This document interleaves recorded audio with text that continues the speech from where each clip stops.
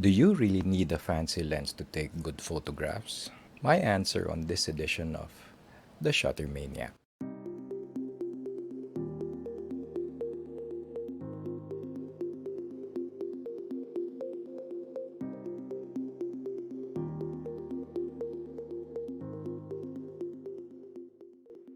I started taking photographs in 1976 and then I turned professional in 1986. That's 10 years after.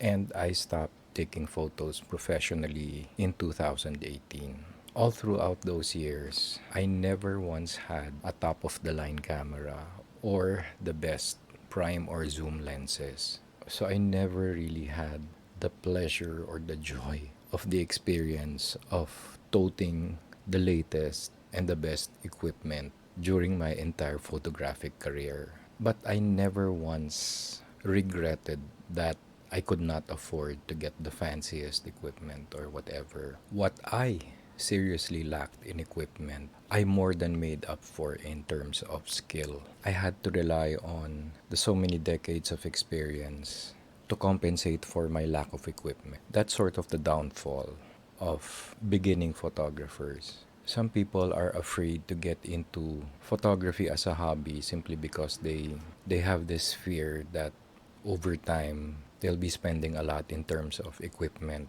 and upgrades to the equipment, etc., etc. They're afraid of having gas or gear acquisition syndrome. I think that's a given regardless of what hobby you're into, whether it's painting, photography, motorcycles, or cars, racing, whatever. The fear of falling into the rabbit hole of gear acquisition syndrome. And in my experience joining camera clubs or running around with people with really fantastic equipment, I see the same thing happening. Those with the best gear are usually those who can't shoot. I'm not at all embarrassed to say that I never made a lot of money from photography. I never had the cush gigs, so to speak. But what I went through all those years are situations which forced me, situations which challenged me to be the best that I could be. That's how I turned out to be a master photographer back in 1995. I was under the tutelage of Cristina Garcia Rodero, a Spanish photographer who taught us about the finer points of photography. How to see not only with the eye, but also with your mind. And in that masterclass, I learned to capture the images first in my head, or to have an image in my head which I would later capture with the camera. And that's how things went for me all those years. Of course, it would be nice to have the best equipment, but for me, it was more important to go out and shoot was always more important than just having the gear. It doesn't matter what I had on me. Could have been a point and shoot, could have been an entry level camera, it could have been a smartphone. And it didn't really matter much to me. What mattered was that I could get to shoot, and that was it. Now, what's my point in all of this? I'm seeing a trend among beginning photographers, beginners, who acquire their first camera, which would normally be an entry level camera, with the kit lens. And the first thing that these people would do was ditch the kit lens and buy the more expensive prime lenses or the more expensive zoom lenses. And I think that would be a really bad practice, especially for someone who's not shooting professionally or someone who doesn't have the budget for it. Believe it or not, I captured a lot of great images and even cover photos for magazine layouts with the lowly kit lens on my, at the time, the Canon 350D, which by itself was an entry level camera. And people were so amazed at the results, or people were amazed that I can do so much with so little. And that was my point. I was never encumbered by gear going into a photo shoot. All I had was a camera body with the kit lens and a portable flash, and that was it. I could do reportage, I could cover an event or a wedding. I could move freely with just very simple equipment. That was how I did it the whole time. And I don't think I'm going to change even at this juncture where I'm restarting my photographic career. Again, with an entry level camera and the kit lens. I know that experience has made me confident enough to do a lot with so little. What the budding photographer needs to realize is that given today's technology, there have been a lot of innovations that make the lowly kit lens a good option for general photography. And again, it all depends on the person, his skill level, and his special talent, the ability to see things in his mind, not only with his eyes.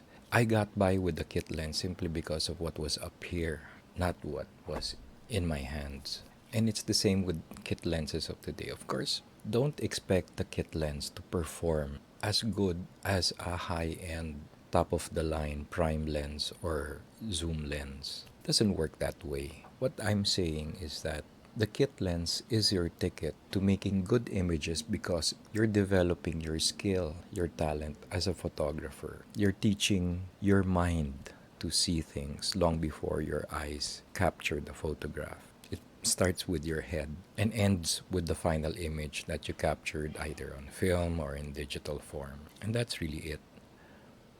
Now, how did I manage to get by with just a kit lens? My original kit lens, an 18 to 55 EF something lens, eventually got worn out and the automatic functions on the kit lens failed. So in the last few years that I had my 350D, I was using the lens only in manual mode because all the other apertures were messed up. It will only shoot at maximum 3.5 and that was it.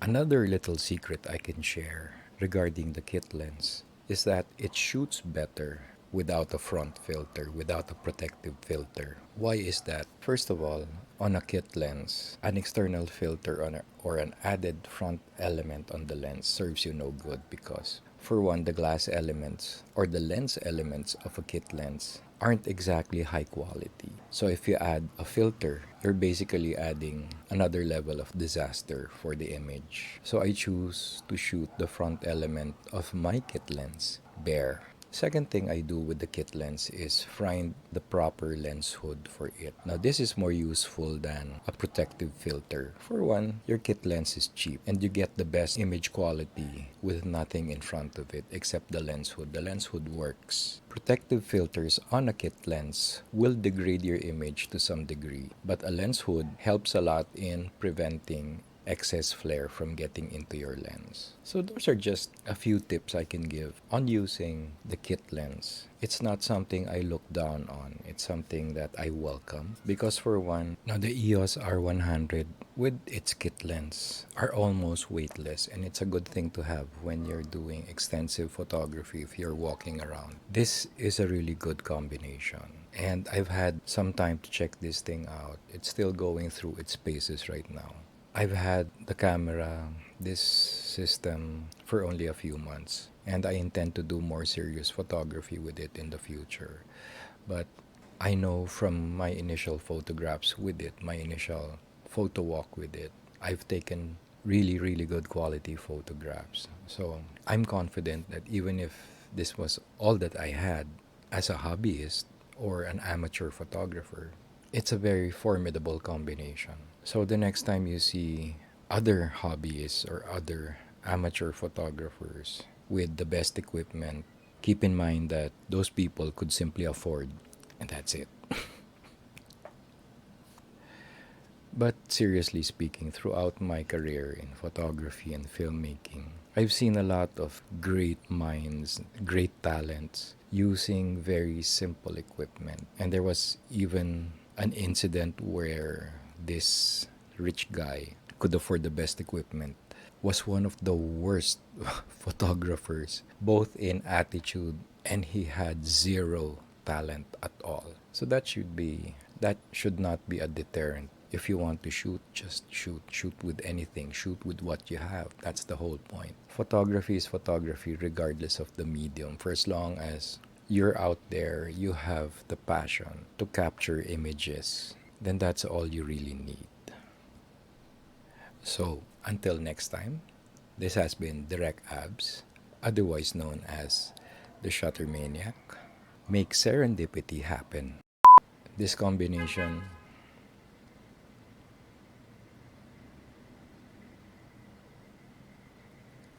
This combination is all... Putang ina mo rin.